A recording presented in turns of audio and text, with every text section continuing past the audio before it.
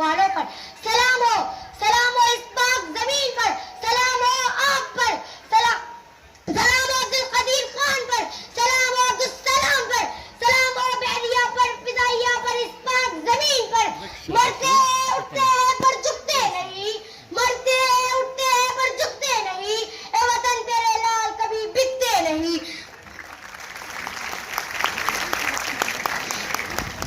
जनाब सदर, सलाम हो उस शख्स पर कि जिसने दुश्मन की नापाक इरादा को भी खात्मे में लाया और उसकी औकात को भी खात्मे में लाया।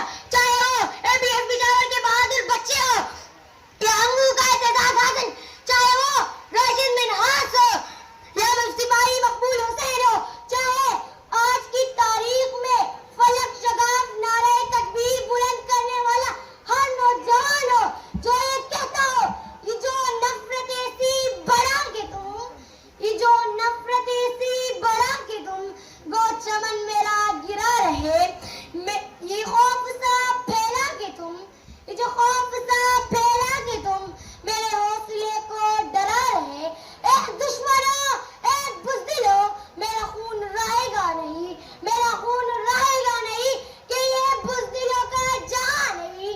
ना हम कभी डरे थे न डरेंगे हम, ना हम कभी झुके थे न झुकेंगे हम। इंतकाम लाजवाब लेंगे, हर जुल्म का हिसाब लेंगे। जिन्हा का पाकिस्तान